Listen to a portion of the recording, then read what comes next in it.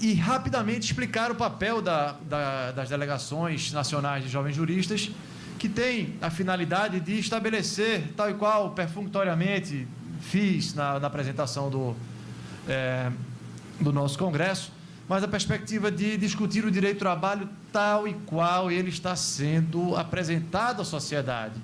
O direito do trabalho, como qualquer direito, nunca estará estático, pacífico, ou deitado em berço esplêndido, nada disso.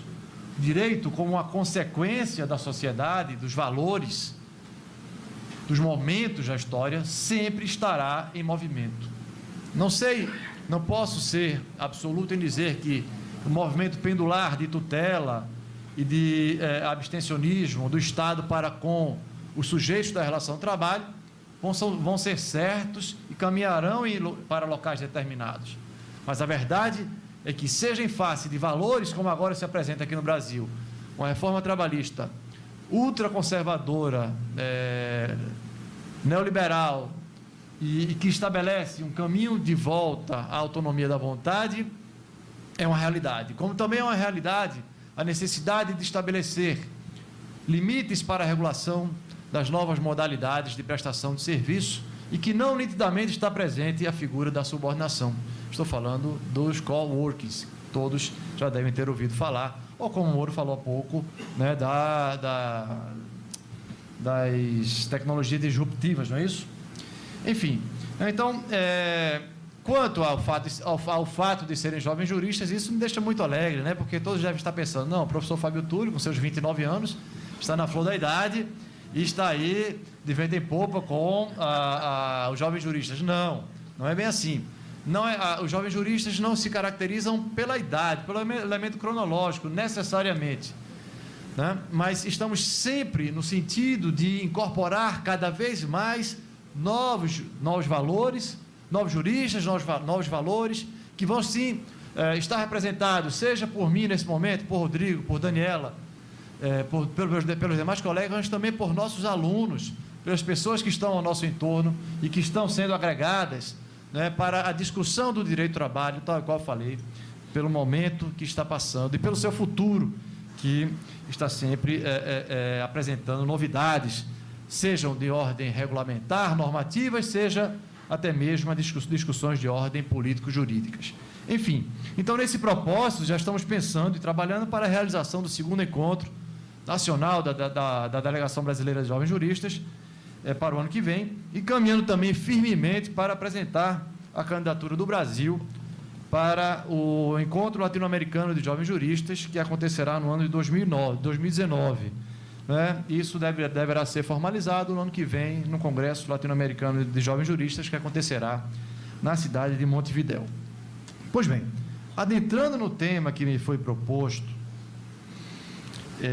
sindicalismo em reconfiguração, organização e custeio em face da reforma trabalhista, precisamos entender que essa reforma trabalhista implementada por meio da lei número 13.467 de 2017, tal qual falei inicialmente, ela estabelece uma desestruturação do modelo ordinário, clássico de direito do trabalho, mas que dialeticamente também apresenta como uma reestruturação do direito do trabalho. Hoje de manhã, Jorge apanhou um bocado desse microfone aqui, né? Eu fiquei prestando atenção para não perder também a disputa com esse microfone, mas, enfim, eu acho que ele é bastante teimoso e eu sou mais. Flávio. Enfim, não, está tranquilo. Né? Está tranquilo? Então, está tranquilo. Ao passo que ele que reestrutura, também desestrutura. Não, Amparo, era a posição dele, que ia para lá, parecia um João Bom, ia para cá, quase caía.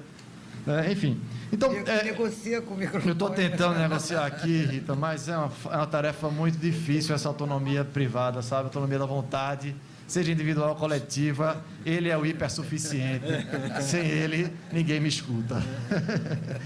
Bem, então nós estamos passando de um modelo da tutela ao hipossuficiente, que foi estabelecida pelo intervencionismo estatal, modelo clássico ordinário do direito do trabalho, para um direito extraordinário, um direito flexível, um direito extraordinário, flexível, um direito pós-industrial do trabalho, Um direito em que a intervenção do Estado, por meio da legislação, não visa proteger o hipossuficiente. Muito pelo contrário. Visa proteger o hipersuficiente, como uma forma quase que... Muito obrigado. Está vendo que não chora, não mama. Espero que funcione. Eu também. Como uma forma quase que de uma fé inabalável ao mercado, que é a manutenção da empresa. Esse aqui está pior. Está pior. Olha para isso. Mas eu prometo que não vou tentar não mexer nele. Juro, aqui, ó. É a última tentativa. Até porque, se não for o microfone, serei eu, né? O que está aqui mal da situação. Não vou mexer, prometo que nos próximos 5 segundos não mexerei nesse microfone. Então, há uma fé inabalável ao mercado e nos seus postulados em que é preciso proteger a empresa, como se a proteção ao empregado fosse nefasta à manutenção da empresa. Não é isso, não é isso. Estamos diante de uma reforma trabalhista que implementa um modelo, como também falei, ultraliberal e ortodoxo de legislação do trabalho. E nesse caso, como me cabe também falar sobre negociação coletiva, até mesmo um certo futuro do sindicalismo no Brasil, temos que entender que a negociação coletiva é um instrumento, um método, uma forma de criar fonte formal do direito do trabalho, até mesmo, como eu posso dizer, uma forma revolucionária, porque retirou do Estado a sua função de legislar especificamente para cada uma das categorias que estão ali representadas, repassando para as entidades sindicais a possibilidade, por meio de instrumento de constante conhecimento e diálogo, as suas respectivas necessidades. E sempre estabelecendo também, esta era a perspectiva que foi, sim, assegurada na nossa Constituição, presente, como o Dr. Luiz Carlos Moro falou, no caput do artigo 7º da Constituição, da melhoria da condição social do trabalhador.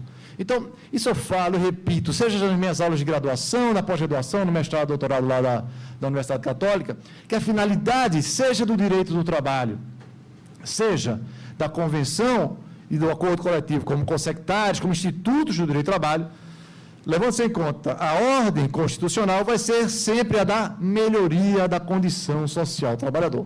Este é o elemento teleológico, mas claro, foi estabelecido no modelo de Constituição pautado no Estado Social de Direito. Talvez, não vou falar pecado, mas um dos grandes problemas de ordem, não sei quem falou hoje, que, enfim, já não sei, que alguém parou foi o presidente Técio, né, que quiseram comprar a Constituição do Brasil na França e não vendia, né, porque na livraria não vendia periódicos. Né? Foi ele hoje pela manhã na abertura, não foi isso? Pois bem, então não é à toa que nós temos mais de 90 emendas à Constituição. A Constituição é de 1988, em 1989 e 90 o mundo mudou. E mudou ao estabelecer um modelo ortodoxo, imperativo e imperialista de relações econômicas e financeiras de trabalho, em que a prestação do serviço, o trabalho subordinado, e até mesmo esse modelo de relação de emprego que nós estamos acostumados a tratar e a ensinar em sala de aula, acaba ficando no segundo plano. E o trabalho, tal e qual se apresenta nessa reforma trabalhista, vira uma mercadoria. A Convenção da Filadélfia estabeleceu que o trabalho não é uma mercadoria. Mas, a partir do momento que nós temos, por exemplo, que foi tratado hoje pela manhã também, brilhantemente, o trabalho intermitente, que é no pré-conat, lá foi na cidade acho que foi de Gravatá, em agosto, me convidaram para falar sobre o trabalho intermitente. E, à época, eu falei, esse é o precário pleno. É o trabalhador precário pleno, que não se encaixa no modelo ordinário de relações de trabalho, até mesmo pela falta de continuidade, é intermitente. Né? Mas, retornando aqui à negociação coletiva, a finalidade é, ao estabelecer, quando o Estado concede aos particulares a possibilidade de negociar, estabelecer condições específicas para cada categoria e mais favoráveis do que aquele conteúdo geral, amplo, para todos os trabalhadores e empregadores, que está presente na legislação do trabalho. Então, a partir daí, nós passamos, olha, mexendo de novo nesse microfone, a partir daí, nós passamos a ter a utilização do que se chama de autonomia privada coletiva. E o que é a autonomia privada coletiva? É uma concessão, e não levem, por favor, ao lado do direito administrativo, mas sim uma concessão dada pelo Estado legislador, para que os particulares, entidades sindicais, possam, por meio de um instrumento de constante diálogo e conhecimento e de pacificação social, que é a negociação coletiva, estabelecer condições específicas de trabalho e, como eu disse também, mais favoráveis aos trabalhadores. Eu quero chamar a atenção aqui que esta autonomia privada coletiva é justamente um elemento antitético ao princípio da não intervenção, não intervenção que a reforma agora estabelece nas relações coletivas de trabalho. Esse princípio que o doutor Moro falou agora é um princípio inexequível e, no final, eu irei ratificar nesse sentido. Ou seja, é por isso que ninguém é obrigado a negociar. Vai se negociar para melhorar. Qual o sentido de se negociar para piorar? Isso é uma coisa ilógica. De fato, a prevalência do negociado sobre o legislado sempre existiu. O que não havia era a prevalência do negociado para flexibilizar o direito do trabalho. A prevalência do negociado para reduzir um conteúdo que já é um conteúdo mínimo. Mínimo de garantias sociais, mínimo de direitos fundamentais. E o direito fundamental é indisponível. E incorre um erro, essa reforma trabalhista, lá no seu artigo 611-A, que cria o artigo 611-A, 611-B, incorre em um erro, porque segundo o nosso ilustre, conhecidíssimo, que já nos deixou, nos deixa saudade, Arnaldo Sequinde, a possibilidade de negociar via sindicato era restrita, e de fato é restrita, está lá nos incisos 6, 13 e 14 da Constituição, redução de salário, compensação de jornada e turnos ininterruptos de revezamento. O que impõe uma possibilidade que ele chamava de flexibilização sob tutela sindical, restritamente. Estamos falando de um modelo, melhor dizendo, de normas constitucionais originárias, de direitos fundamentais, e que jamais poderiam ser modificados por normas infraconstitucionais. Então, se nós nos atentarmos bem, a reforma trabalhista, quando impõe aquelas alterações do artigo 611-A, não são válidas, não devem ser levadas como válidas, até mesmo porque ao sindicato não cabe disponibilizar o direito, porque o direito não é dele. O sindicato apenas representa o direito dos trabalhadores naquela negociação coletiva. Isso é norma constitucional também. Observem o teor do artigo 8º, incisos 3 e 6. Cabe ao sindicato representar os interesses das categorias, seja individualmente, seja coletivamente, em instâncias administrativas ou judiciais. Ao passo que é obrigatória, a norma do inciso 6, não é obrigatória a participação dos sindicatos nas negociações coletivas. Ponto. O sindicato não detém o direito que representa, o direito não é dele. E é um direito fundamental, é irrenunciável. Ao passo que uma norma infraconstitucional não pode modificar essa lógica. E foi isso que foi apresentado, nos foi apresentado, pelo artigo 611-A.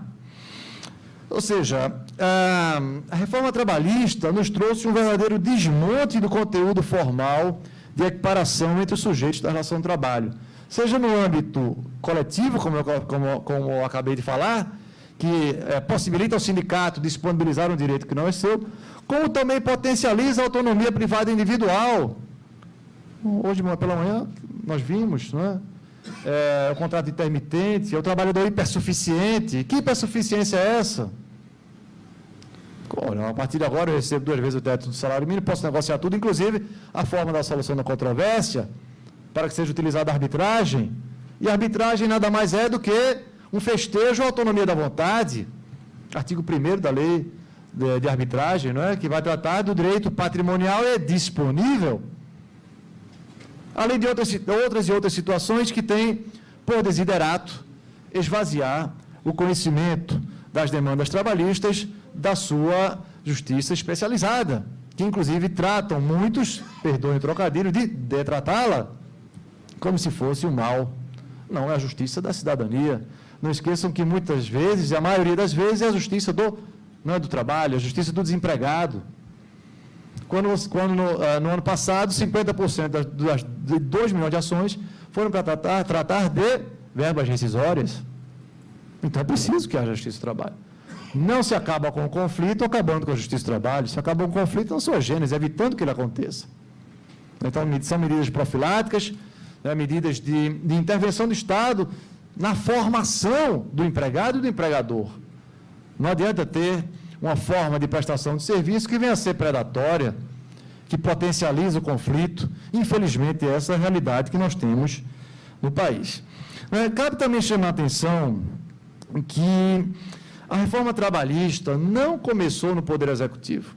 Não sei se lembram, mas no final do ano passado, o STF, no julgamento dos recursos extraordinários 590, 415 e 895, 759, abriu um precedente para a utilização do negociado precarizando sobre o legislado.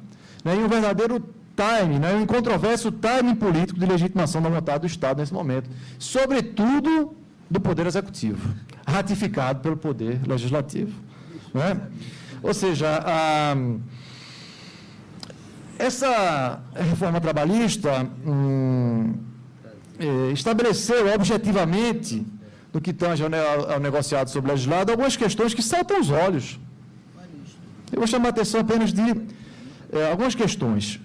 A possibilidade de negociação no intervalo entre a jornada, do regime de sobreaviso, a troca do dia de feriado, o enquadramento do grau de insalubridade e a prorrogação de jornada em ambientes insalubres, sem licença prévia das autoridades competentes do Ministério do Trabalho. Aí eu pergunto, mas essa reforma não era para criar emprego? Não era para modernizar a legislação do trabalho? Não era para atualizar? E como você vai possibilitar que seja negociado o enquadramento do grau de insalubridade, que está imposto por norma de ordem pública, que geralmente decorre de quê? De uma perícia realizada no âmbito do Poder Judiciário, e vai poder negociar. Ou seja, a agressão à saúde do trabalhador agora é negociável, é disponível. E é isso que ela permite. E isso não cria emprego. Isso cria risco à integridade física, à integridade da própria sociedade. Porque um trabalhador enfermo, um trabalhador doente, não só ele que está doente, é a sociedade que está doente. É sua esposa, seu filho, sua família. Se ele está impossibilitado de trabalhar, seja por uma doença, por uma enfermidade, seja pelo desemprego, a sociedade também está doente. Então é preciso verificar qual é o verdadeiro sentido, qual é a verdadeira finalidade para a imposição de normas como estas. Né? Isso aqui eu já falei. Vamos lá. A doutora Rita me disse que eu tinha 55 minutos e eu estou tentando aproveitá-los muito bem. 29 anos e 55 minutos, Fábio. Está contando bem, né? Propaganda enganosa aqui na mesa, eu estou terrível. Está vendo, Rita? Eu vou falar mal dos advogados daqui a pouco, né? Eu sou advogado. Pois bem,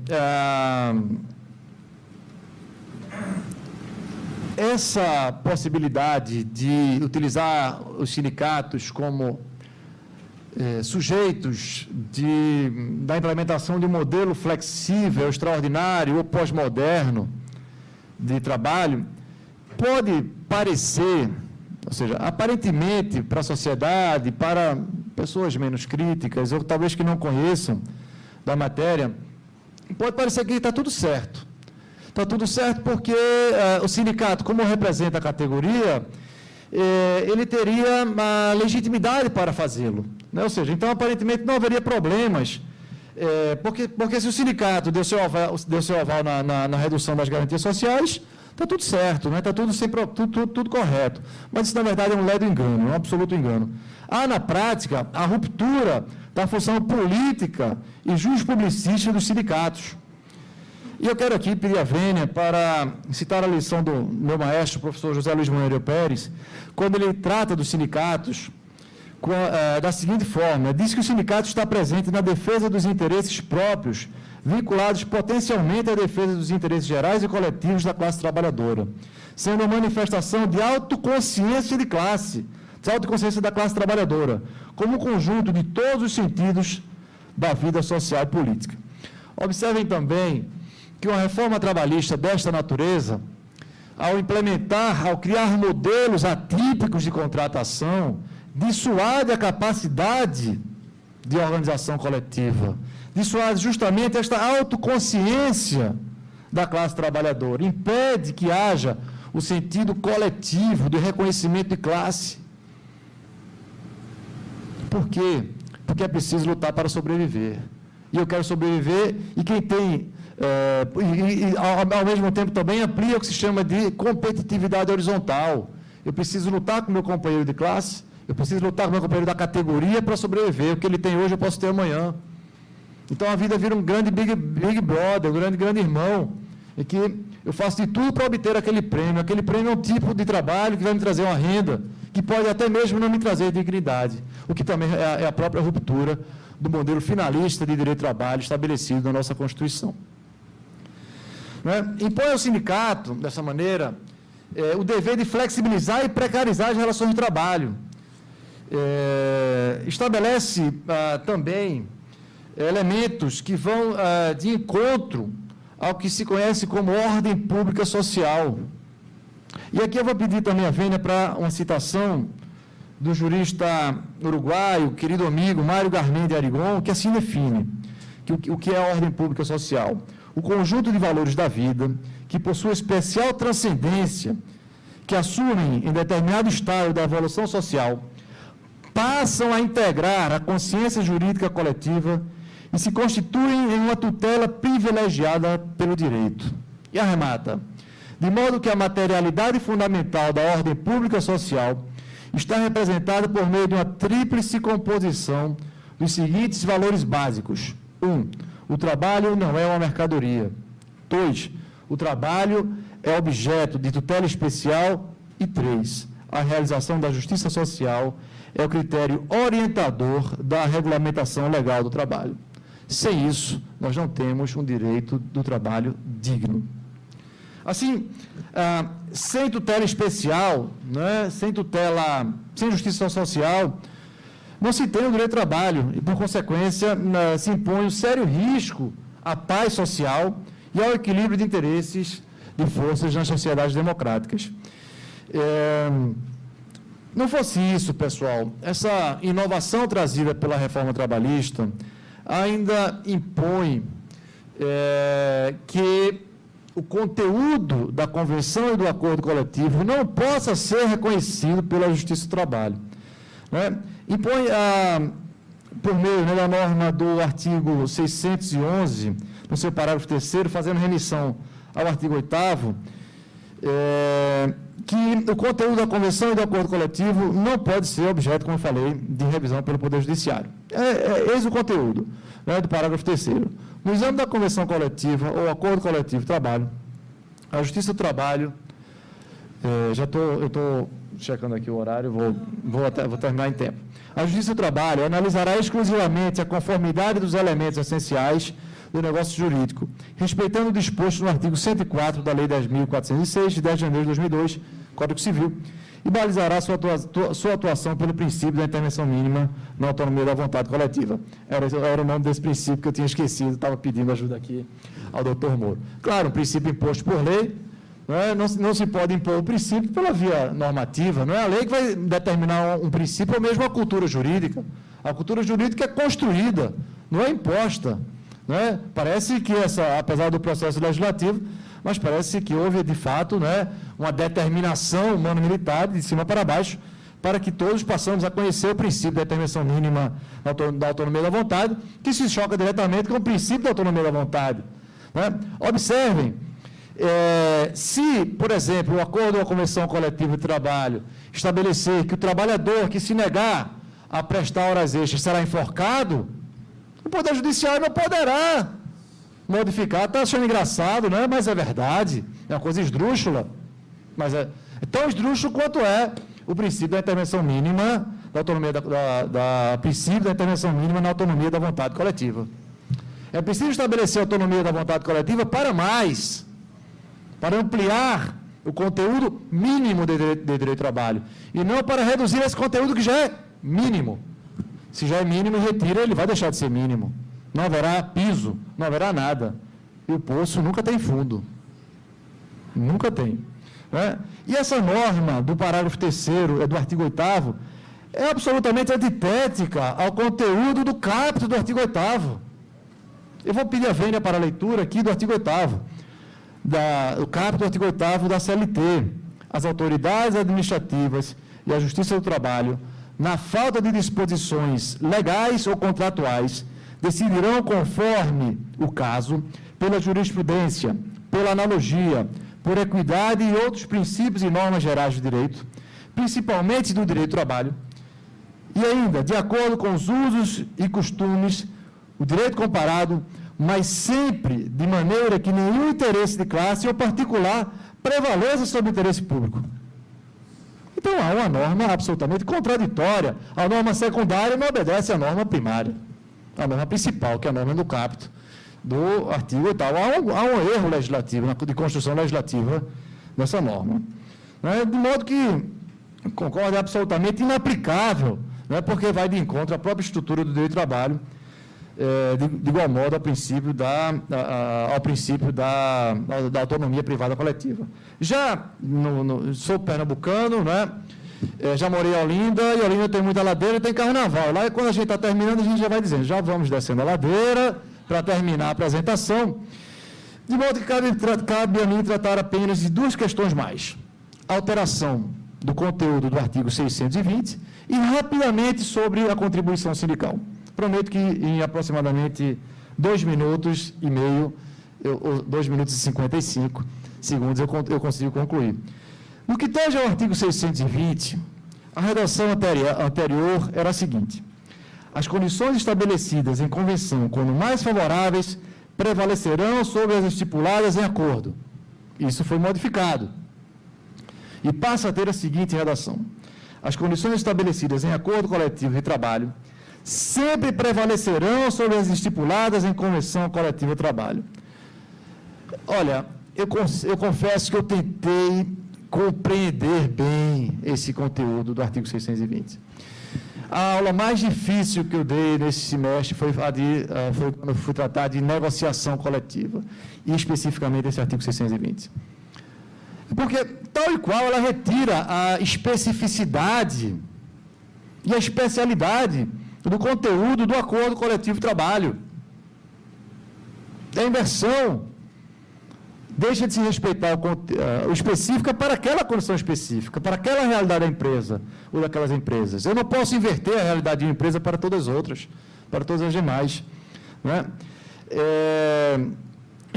Enfim, estabelece que pode estabelecer que a condição existente mais favorável de uma empresa, como reajuste de salário, numa remota hipótese, num acordo coletivo, se estabeleça 10% de reajuste salarial, isso seja irradiado para todas as demais empresas. Algumas empresas não vão conseguir pagar um reajuste de 10% do salário, mas também possibilita o inverso.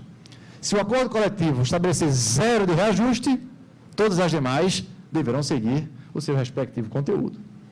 Então, basta saber para que serve agora, né, o conteúdo da nova norma do artigo 620. Cabe também chamar a atenção que vai ferir, né, a utilização do princípio da norma mais favorável até então presente. Isso é muito claro, né, é um elemento simbólico ou factual. E nesse aspecto eu vou pedir também a vênia mais uma vez, já terminando, para citar um pernambucano, Marcelo Neves, quando ele fala assim, que o simbólico é condição de singularidade, possibilitando a construção da subjetividade, mas, ao mesmo tempo, distancia o sujeito do real vivido, subordinando a sua identidade às estruturas dos significantes, os quais, quanto mais nada significam, mais indestrutíveis são. Poder-se, então, afirmar que, na legislação simbólica, o significado latente prevalece sobre o seu significado manifesto. Está latente, meus amigos, que o sentido político-jurídico da reforma impõe justamente uma revisão dos postulados do direito ordinário do trabalho, né? Impondo a sua desestruturação e uma reestruturação pró-capital. Né? Então, já de fato, chegando aos meus 2 minutos e 59 segundos que eu tinha falado anteriormente, quanto à contribuição sindical, tecnicamente é até aceitável que seja modificada, que não haja o pagamento obrigatório, uma vez que estamos diante da natureza associativa das entidades sindicais e que isso já era mais ou menos esperado, até a própria lei que reconheceu as centrais sindicais, a lei 10.958, enfim, me fugiu a memória agora, já previa o fim da contribuição sindical, mas não de forma abrupta, não de forma violenta. Não é?